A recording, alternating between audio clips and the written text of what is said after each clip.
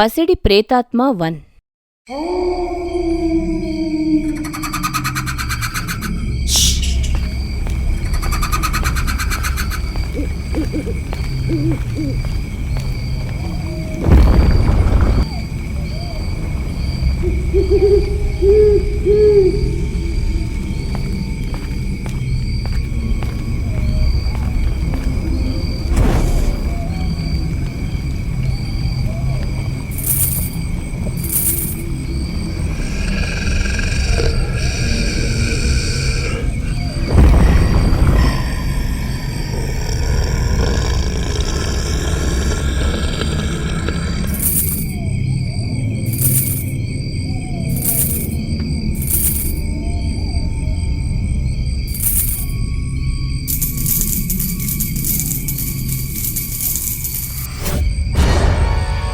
ఒక పీడకరలా మిగిలిపోతే బాగుండు. అసలు ఎవరికి అలాంటి దుస్థితి ఉండకూడదు. రాఘవయ్య ఏదో విషయం గురించి కంగారు పడుతున్న సమయంలో అతని మనవడైన సోములు వస్తాడు. అప్పుడు విషయం ఏమిటని సోములు అడగగా రాఘవయ్య తనకు వచ్చిన కల గురించి ఏమాత్రం చెప్పడు. సర్లే తాతయ్య, మీరు నిద్రపోండి. నువ్వు కూడా వెళ్ళి నిద్రపో సోములు. రేపు ఉదయం పనికి వెళ్ళాలనుకుంటా కదా. అవును తాతయ్య, మనలాంటి పేదవాళ్ళు రోజు పని చేస్తే గాని పూట గడవదు కదా. పైగా మా నాన్న ఏం సంపాదించకుండా నన్ను అనాథన చేసి వెళ్లిపోయాడు. నీకు నేను ఉన్నాను కదా మనవడా. ఒక రోజు ఖచ్చితంగా మన జీవితాలు మారతాయి అని రాఘవయ్య తన మనవడికి ధైర్యం చెబుతాడు. మరుసటి రోజు సోములు ఎప్పటిలా ఆ ఊరి సర్పంచ్ తోటకి పనికి పోతాడు. ఆ సమయంలో సర్పంచ్ అక్కడున్న కూలీలను గమనిస్తూ ఉంటాడు. ఒకవేళ ఎవరైనా సరిగ్గా పని చేయకపోతే ముందు వెనుక ఆలోచించకుండా సర్పంచ్ వాళ్ల మీద చెయ్యి చేసుకుంటాడు. కాని ఎవరు అదేమిటని ప్రశ్నించి అడగరు. ఈ విధంగా సాయంకాలం వరకు పనిచేసి ఆ రోజు కూలీ పని డబ్బులు తీసుకుని తమ ఇళ్లకు బయలుదేరతారు.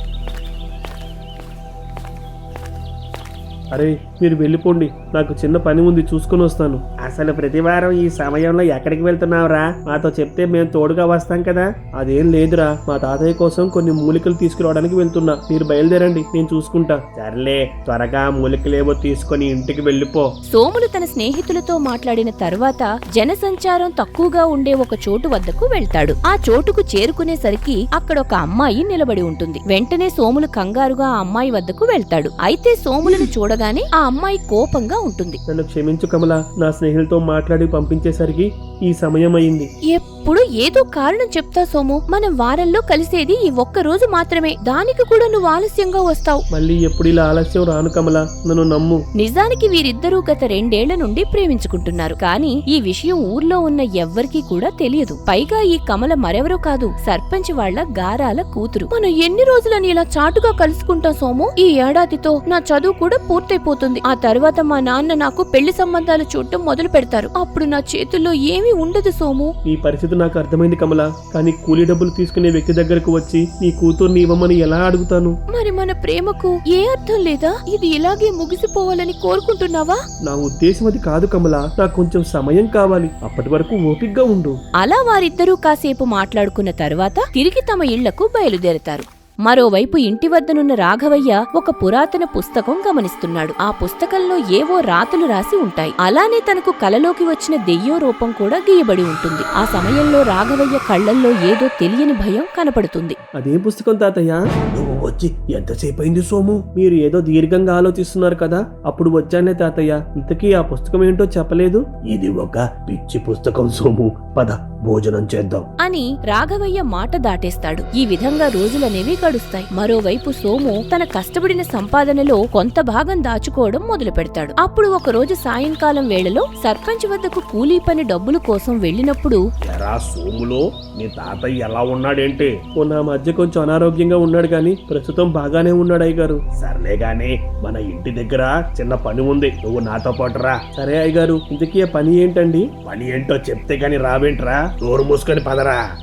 సోములు తన తండ్రితో కలిసి రావడం చూసి కమల కంగారు పడుతుంది. ఆ సమయంలో పశువుల పాక బాగు చేయమని సోములకు చెబుతాడు. అలా పాకలో పనిచేయటం పూర్తయిన తర్వాత ఇంట్లో బూజు మొత్తం దులిపిస్తాడు. ఆ తరువాత తన ఒళ్ళు పట్టించుకుంటాడు. ఇదంతా చూసి కమల బాధపడుతుంది. నువ్వు మంచి పనోడివరా సోములో. నేను అందరి పనులని ఇలా ఇంట్లోకి రానివ్వను తెలుసా? కానీ నువ్వు మా ఇంట్లోకి అడుగు పెట్టావంటే నీకది గొప్ప విషయమే. ఇదిగో నీ కూలి డబ్బులు. సోములు ఆ డబ్బులు తీసుకుని అక్కడి నుండి బయలుదేరుతాడు. ఆ తర్వాత ఇంటికి చేరుకున్న సోములు కోపంగా ఉంటాడు. అప్పుడు రాఘవయ్య విషయం ఏమిటని అడిగినప్పుడు, ఆ సర్పంచ్ దగ్గర డబ్బు ఉందని పొగరు తాతయ్య, అందుకే ఇష్టం వచ్చినట్లు ప్రవర్తిస్తున్నాడు. అసలు ఏమైందో నిదానంగా చెప్పు. ఏమని చెప్పాలి తాతయ్య? నేను పేదవాడిగా ఉండడం వల్ల ఏ ప్రయోజనం లేదు. అసలు ఈ బతకడం అవసరమా అనిపిస్తుంది. జీవితంలో డబ్బు మాత్రమే అన్ని తెచ్చిపెట్టదు సోము, అది నువ్వు అర్థం చేసుకోవాలి. లేదు తాతయ్య, జీవితంలో డబ్బు మాత్రమే అన్నిటిని దగ్గర చేస్తుంది. మీ నాన్న కూడా ఇలాగే ఆలోచించేవాడు, కానీ చివరికి ఏమైంది? ఇన్నేళ్లలో తన తాతయ్య మొదటిసారి తన తండ్రి గురించి మాట్లాడటం వింటాడు. అప్పుడు సోముల ఆసక్తితో తన తండ్రికి ఏమైందని అడుగుతాడు. దానికి రాఘవయ్య సమాధానం చెప్పకుండా తన గదిలోకి వెళ్లిపోతాడు. ఆ తర్వాత కాసేపటికి సోములు తన తాతయ్య వద్దకొచ్చి, మా నాన్న గురించి నేను తెలుసుకోకూడదా తాతయ్య? లేదంటే నేను నిజంగానే అనాథనా? ఆ మాటలేంటి సోము? నువ్వు నా రక్తం పంచుకొని పుట్టిన మనవడివి. మీ నాన్న గురించి చెప్పకపోవడానికి కారణం నువ్వు కూడా అదే దారిలో ఎంచుకుంటావని భయం. మీరు భయపడినట్టు ఏం జరగదు తాతయ్య, దయచేసి మా నాన్న గురించి చెప్పండి. సరే సోము, నువ్వు అడిగినట్టే చెప్తాను. కాకపోతే మీ నాన్న చేసినట్టు నువ్వు చెయ్యమని నాకు మాట ఇవ్వు. ఆ సమయంలో సోములు తన తాతయ్యకు మాట ఇస్తాడు. రాఘవయ్య తన పెట్టెలో నుండి ఒక పుస్తకం బయటకు తీస్తాడు. అయితే దాని మీద కొన్ని వింతైన గుర్తులు ఉండటం సోములు గమనిస్తాడు. నువ్వు ఎప్పుడైనా ఇత్తడి నాణేలు తిని బంగారాన్ని విడుదల చేసే దయ్యం గురించి విన్నావా? అలాంటి దయ్యం కారణంగానే మీ నాన్న జీవితం మారిపోయింది. రేపాడు అను ఒక మారుమూల గ్రామంలో రాఘవయ్య తన కొడుకు కోడలతో కలిసి ఒక ఇంట్లో నివసిస్తున్నాడు. రాఘవయ్య అడవిలో కట్టెలు కొట్టి వాటిని సంతలో అమ్మడం ద్వారా డబ్బులు సంపాదిస్తున్నాడు. అలానే రాఘవయ్య కొడుకైన లచ్చన్న పొలం పనులకు వెళ్తుంటాడు. ఒకరోజు లచ్చన్న తన భార్యతో కలిసి సంతకు బయలుదేరుతాడు. ఆ సమయంలో వారిద్దరూ ఒక గాజుల దుకాణం వద్దకు వెళ్లగా లచ్చన్న భార్యకు అక్కడున్న ఒక గాజు నచ్చుతుంది. ఏమయ్యా, ఆ గాజులు బాగున్నాయి, వాటిని తీసుకోవచ్చు కదా. ఇవి కొంచెం ఖరీదైన గాజులు. మిమ్మల్ని చూస్తే వాటిని కొనగలిగే వారిలా లేరు. ఏంట్రా వాగుతున్నావు? నీ దగ్గరకు వచ్చే వాళ్ళందరితో ఇలాగైనా మాట్లాడతావు? అయ్యో, గొడవెందుకండి, మీరు ఊరుకోండి. నువ్వు ఆగు పద్మ, ముందు ఆ గాజుల ఖరీదెంతో చెప్పు. ఆ సమయంలో నెలవారీ సరుకుల కోసం ఉంచిన డబ్బులలో కొంత ఆ గాజుల కోసం ఖర్చు పెడతాడు. మరోవైపు అదే ఊర్లో ఉంటున్న ఒక పెత్తందారి తన అధికార బలంతో ప్రజలను ఇబ్బందులు పెడతాడు. కానీ ఏ ఒక్కరూ తనకు ఎదురు తిరిగి నిలబడరు. అలానే ప్రతి నెలా తనకు కొంత భాగం శిస్తు కట్టాలని నిర్ణయించాడు. అయ్యా, ఈ నెల శిస్తు డబ్బులు కట్టలేను, నా మీద కాస్త దయ చూపండి. మొన్నే మీ చుట్టాలను పిలుచుకుని భోజనాలు పెట్టుకున్నట్టున్నావు. నీ దగ్గర డబ్బులు లేకపోవడం ఏంట్రా? అది మా నాన్న దినం భోజనాలయ్యా. ప్రస్తుతం నా దగ్గర డబ్బులు లేవండి. నేను మొత్తం కలిపి వచ్చి నెల జమ చేసేస్తాను. ఇలా అందరి మీద జాలి పడుతూ పోతే నేను ఎలా బతకాలరా? ఇప్పుడు సచ్చిన మీ నాన్న కోసం భోజనాలు పెట్టకపోతే శవం ఏమైనా లేచి వచ్చేస్తుందా? మీ ఇష్టం వచ్చినట్టు మాట్లాడకండి. అసలు మేము ఎందుకని మీకు శిస్తు కట్టాలి? ఇక్కడంతా మీ ఇష్టారాజ్యం అయిపోయింది. ఆ సమయంలో పెత్తందారి తన మనుషులతో ఆ వ్యక్తిని కొట్టిస్తాడు. ఈ విధంగా పెత్తందారి వారి జీవితాలను తన గుప్పెట్లో పెట్టుకున్నాడు. అయితే ఒక రోజు తన భార్య గర్భవతి అనే శుభవార్త లచ్చన్నకు తెలుస్తుంది. దాంతో తన ఆనందానికి అవధులు ఉండవు. అరే లచ్చి, నువ్వు పుట్టబోయే బిడ్డ కోసం ఇప్పటి నుండే దాచిపెట్టాలి. మీరేం దిగులు పడకండి మావయ్య, అంతా మా ఆయన చూసుకుంటారు. ఏమంటారండి? నేను చూసుకుంటా పద్మ. నువ్వు ఈ రోజు నుండి ఇంట్లో ఏ పనులు చేయదు, సరేనా? అమ్మయ్యా, ఇన్ని రోజులకి నాకు విశ్రాంతి దొరికింది. మీరు సాయంకాలం వచ్చేటప్పుడు నా కోసం పుల్లని మామిడి పళ్ళు తీసుకురండి. వామ్మో, అప్పుడే కోరికలు మొదలైపోయాయి. ఆ రోజు నుండి లచ్చన్న ఎక్కువసేపు పనిచేస్తూ పుట్టబోయే తన బిడ్డకు మంచి జీవితం అందించాలని భావిస్తాడు. అలానే తన భార్యకు ఏ కష్టం తెలియకుండా జాగ్రత్తగా చూసుకుంటాడు. అయ్యగారు, ఎప్పటి నుంచి అడుగుదాం అనుకుంటున్నాను, ఇంతకీ ఆ పుస్తకంలో ఏముందండి? అదే నాకు అర్థం కావట్లేదురా. ఇది మా తాతల కాలం నుండి ఉంది, కానీ ఈ పుస్తకం తెలిస్తే ఏ రాతలు ఉండవు. మరి ఇంకెందుకయ్యా మీ దగ్గర ఉంచుకుంటున్నారు? ఇలా ఇవ్వండి, పడేస్తాను. ఏదైనా సరే నాకు ఉపయోగపడకపోయినా పర్లేదు, కానీ వేరొకడికి ఉపయోగపడితే తట్టుకోలేనురా. అందుకే ఈ పుస్తకం నా దగ్గరే ఉంచుకున్నా. ఆ మాటలకు పనివాడు కంగు తింటాడు. ఒకరోజు ఎప్పటిలా రాఘవయ్య శిస్తు కట్టడం కోసం ఇంటి నుండి బయలుదేరుతాడు. ఆ సమయంలో తన భార్య మందుల కోసం లచ్చన్న డబ్బులు ఇస్తాడు. అలా రాఘవయ్య పెత్తందారి ఇంటి వద్దకు చేరుకునేసరికి అతను ప్రజలను ఉద్దేశించి మాట్లాడుతూ, మీ అందరికీ ఒక విషయం చెప్పాలనుకుంటున్నాను. ఈ నెల పండగ ఉంది కాబట్టి మీరంతా రెట్టింపు శిస్తు కట్టాల్సి ఉంటుంది. ఒకవేళ ఈ విషయంలో ఎవరికైనా అభ్యంతరం ఉంటే మీరొచ్చి నా మనుషులతో మాట్లాడుకోవచ్చు. అప్పుడు గ్రామస్తులు పెత్తందారి చెప్పినట్లు డబ్బులు కట్టడం జరుగుతుంది. ఆ తర్వాత ఇంటికి చేరుకున్న రాఘవయ్య తన కొడుకుతో విషయం చెప్పగా ఆ పెత్తందారి మీద కోపంగా ఊగిపోతాడు. అప్పుడు పద్మ తన భర్తను సముదాయించే ప్రయత్నం చేస్తుంది. ఇక ఆ రోజు చీకటి పడిన తర్వాత లచ్చన్న ఒంటరిగా ఇంటి బయట నిలబడి ఉంటాడు. ఈ రోజుల్లో మంచికి మంచిగా చెడుకి చెడుగా ఉంటేనే ఈ లోకంలో బ్రతకగలం. ఇప్పుడు నేను చేయబోయే పని సరైన పనో కాదో నాకు తెలియదు, కానీ అది తప్ప వేరే దారి లేదనిపిస్తోంది.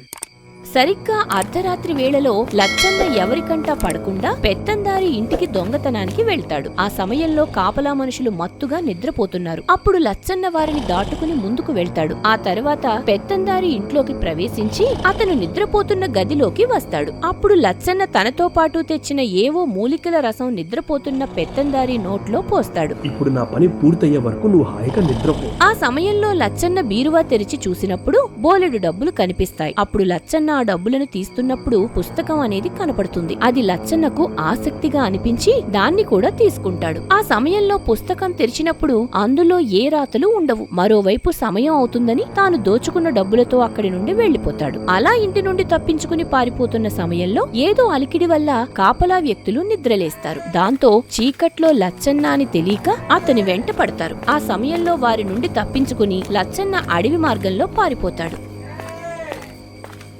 వామ్మో, నేను గాని వాళ్ళకి దొరికితే నా ఎముకలు పిండి పిండి చేసేస్తారు. ఆ సమయంలో ఉన్నట్టుండి ఆకాశాన్ని కారు మేఘాలు కమ్మేస్తాయి. అలానే తాను ఉన్న చోటులో వింత అరుపులు వినిపిస్తాయి. చివరిగా లచ్చన్న అతి కష్టం మీద తన ఇంటికి చేరుకుంటాడు. ఆ సమయంలో లచ్చన్న ఆసక్తితో పుస్తకాన్ని తీసుకుని గమనిస్తున్నాడు. అప్పుడు చేతికైన గాయం వల్ల కారుతున్న రక్తం అనేది ఆ పుస్తకం మొదటి గీత మీద పడగానే చేతిలో ఉన్న పుస్తకం దూరంగా వెళ్లి పడుతుంది. ఆ తర్వాత ఏవో భయంకరమైన చేతులు ప్రత్యక్షమై పుస్తకాన్ని తెరుస్తాయి. దాంతో లచ్చన్న భయంగా చూస్తున్నప్పుడు మళ్లీ ఆ పుస్తకం పడేసి చేతులు అనేవి మాయమైపోతాయి. అదంతా లచ్చన్నకు కాస్త అయోమయంగా ఉంటుంది. ఆ తర్వాత మెల్లిగా దగ్గరికి వెళ్లి పుస్తకం తెరిచి చూడగా అందులో ఏవో రాతలు అనేవి కనిపిస్తాయి. అదికా తాతయ్య, ఎన్ని రోజుల నుండి పెత్తందారికి కనిపించని రాతలు మా నాన్నకెలా కనిపించాయి? నిజానికి ఆ పుస్తకం మీద మనిషి రక్తం పడితే కాని రాతలు కనిపించవు. ఆ విషయం పెత్తందారికి తెలీదు. కానీ అనుకోని రీతిలో మీ నాన్నకు ఆ రాతలు కనిపించాయి. అదే మీ నాన్న జీవితాన్ని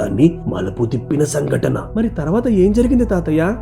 ఈ డబ్బులు అమాయక ప్రజలకు పంచేయండి నాన్న. కనీసం ఎలాగైనా వారికి సాయం చేసిన వాడిని అవుతాను. ఈ విషయం గాని పెత్తందారికి తెలిస్తే మన బ్రతుకులు ఏమవుతాయో తెలుసా? అసలు నువ్వు ఎందుకని పని చేశావు? మీరేం ఆ పెత్తందారి గురించి భయపడకండి నాన్న. నిన్న రాత్రి నేను ఒక రసం తాగించాను. ఇకపై ఆ పెత్తందారి మంచం మీద నుండి లేవలేడు. ఆ మాటలు విని వారిద్దరూ ఆశ్చర్యపోతారు. అయితే పెత్తందారి దుర్మార్గుడు కాబట్టి అదేం తప్పని వారు భావించరు. ఏమండి, ఇకపై మనం ప్రశాంతంగా బ్రతకచ్చు కదా, మనకి ఏ ఇబ్బందులు ఉండవు. ప్రశాంతంగా కాదు పద్మ, ధనవంతులుగా బతుకుతాం. దానికి నాకు ఒక దారి కనిపించింది. కాబట్టి కొన్ని రోజుల పాటు నేను బయట ఊర్లో ఉండాల్సి వస్తుంది. సరేనా? అసలు మీరు ఏం చేయబోతున్నారు? ఇప్పుడు మనకు ఉన్న దాంట్లో సంతోషంగా ఉన్నాం కదండి. దయచేసి నన్ను ఈ పరిస్థితిలో వదిలి ఎక్కడికి వెళ్ళకండి. నువ్వు ధైర్యంగా ఉండు పద్మ. నేను మరో 6 నెలల్లో తిరిగి వచ్చేస్తాను. సరేనా? అప్పటి వరకు నువ్వు జాగ్రత్తగా ఉండు అని లచ్చన్న తన భార్యతో మాట్లాడి ఆ పుస్తకం తీసుకుని ఇంటి నుండి బయలుదేరతాడు.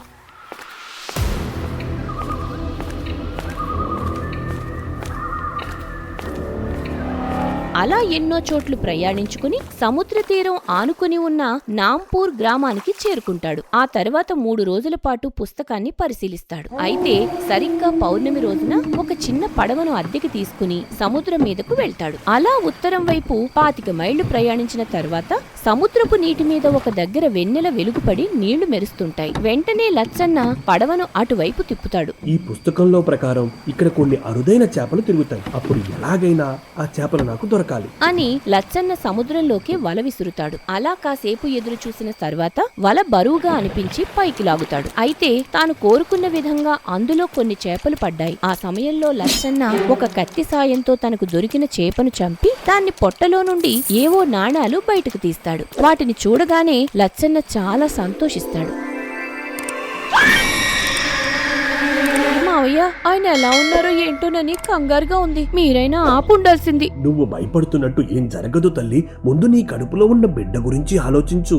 అంతా దేవుడి మీద భారంతో ఉన్నాను మావయ్య. లచ్చన్న తాను పట్టిన చేపల కడుపులో నుండి తీసిన నాణాలను పోగు చేస్తాడు. ఆ మరుసటి రోజు అడవి దారి గుండా ప్రయాణిస్తూ ఆఖరిగా పుర్రెలు వేలాడుతున్న ఒక చోటుకి చేరుకుంటాడు. ఆ సమయంలో లచ్చన్న తనలో భయాన్ని అణుచుకుని మెల్లిగా చెట్టు వైపుకి వెళ్తాడు. అయితే చెట్టు కాండానికి ఒక వాయిద్యం లాంటిది అమర్చబడి ఉండటం లచ్చన్న గమనిస్తాడు. అప్పుడు లచ్చన్న దాన్ని చేతిలోకి తీసుకుని ఉపయోగించినప్పుడు చెట్టుకు వేలాడుతున్న ఒక పుర్రె పగిలి అక్కడ ఒక కాకి ప్రత్యక్షమవుతుంది. ఆ తర్వాత కాకిని అనుసరిస్తూ ముందుకు కదులుతాడు. ఈ కాకి నాకు సరైన దారి చూపిస్తుంది కదా, లేదంటే నేను పడిన శ్రమ మొత్తం వృధా అయిపోతుంది. అలా ముందుకు నడుస్తున్న లచ్చన్నకు ఒక దగ్గర ఒంటి స్తంభం కనబడుతుంది. ఆ తర్వాత ఉన్నట్టుండి లచ్చన్నకు దారి చూపిస్తున్న కాకి మాయమైపోగా లచ్చన్న ఆ ఒంటి స్తంభం ఎక్కడం మొదలు పెడతాడు. చివరిగా ఒంటి స్తంభం పైకి చేరుకున్న తరువాత అక్కడ ఒక వింతైన పక్షి గుడ్డు ఉంటుంది. అప్పుడు లచ్చన్న దాన్ని చేతిలోకి తీసుకుని కిందకి దిగుతాడు.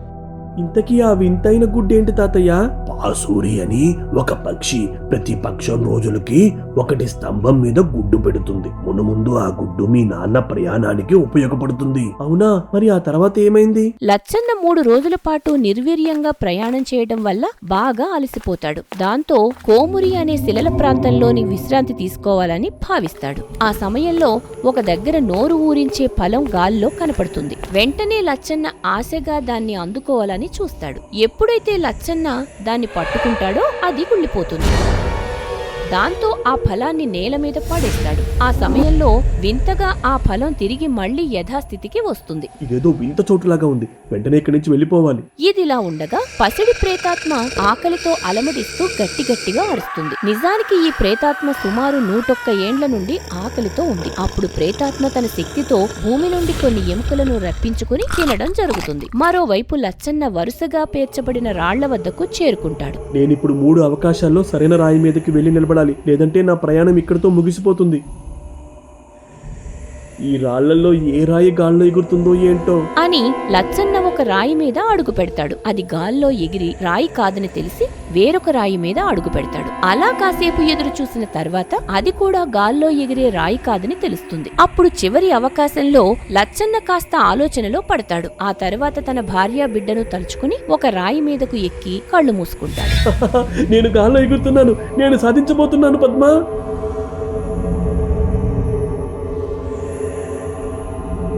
లచ్చన్న గాల్లో ప్రయాణిస్తూ చివరిగా పసిడి ప్రేతాత్మ ఉన్న గృహ పరిసరాల్లోకి వస్తాడు. అప్పుడు లచ్చన్న చుట్టుపక్కల గమనించినప్పుడు గృహకు అడ్డుగా ద్వారం ఉండటం గమనిస్తాడు. ఆ సమయంలో వెంటనే రాయిని తొలగించాలని ప్రయత్నించినప్పుడు అది 1 ఇంచు కూడా కదలదు. ఆ తరువాత 1 క్షణం ఆలోచించుకుని తన వద్దనున్న పాసూరి గుడ్డు బయటకు తీసి పగలగొడతాడు. అప్పుడు ఆ గుడ్డు నుండి ఒక వింత పక్షి బయటకొచ్చి అడ్డుగా ఉన్న ద్వారాన్ని తొలగిస్తుంది. కొద్ది దూరం నడిచిన లచ్చన్నకు ప్రేతాత్మ అరుపులు వినిపిస్తాయి. దాంతో అడుగు ముందుకు వేయడానికి సంకోచిస్తాడు. ఆ సమయంలో తన వాళ్ళని గుర్తు చేసుకున్న లచ్చన్న ధైర్యం తెచ్చుకుని ముందుకు కదులుతాడు. చివరిగా లచ్చన్న ఆ పసిడి ప్రేతాత్మ ముందుకు వచ్చి నిలబడతాడు. నువ్వు ఎన్నో ఏళ్ల నుండి ఆకలితో ఉన్నట్టున్నావు, నేను నీ ఆకలిని తీర్చడానికి వచ్చాను. ఆ సమయంలో లచ్చన్న తన వద్దనున్న నాణేలు కొన్ని ప్రేతాత్మ వైపు విసురుతాడు. వెంటనే ప్రేతాత్మ వాటిని అందుకుని తినడం మొదలు పెడుతుంది. ఆ క్రమంలో ఒక దగ్గర గుండ్రని గీత ఉండటం గమనించిన లచ్చన్న నాణేలు మొత్తం అందులో పోస్తాడు. అప్పుడు ప్రేతాత్మ అందులోకి ప్రవేశించి తింటుంది. అలా తినటం పూర్తయిన తర్వాత పసిడి కురవటం మొదలవుతుంది. అది చూసి లచ్చన్న నోరు వెళ్లబెడతాడు. అసలు పుస్తకంలో ఉన్నది నిజమో కాదో కూడా తెలుసుకోకుండా లచ్చన్న ఇంత దూరం వచ్చాడు. అయితే తన కళ్ల ముందు జరిగేది చూసి ఆశ్చర్యపోతాడు. అంటే మా నాన్న కోటీశ్వరుడా? అసలు మా నాన్నకు అంత బంగారం దొరికితే మనం ఎందుకని పేదరికంలో ఉన్నాం తాతయ్య? అసలు కదా ఇప్పుడే మొదలు కాబోతుంది మనవడా. ప్రతి మనిషి ఆశకు అత్యాశకు మధ్య ఊగిసలాడుతాడు. ఆ ఊగిసలాట మీ నాన్న జీవితంలో ఆ బంగారం దొరికిన రోజు నుండి మొదలైంది.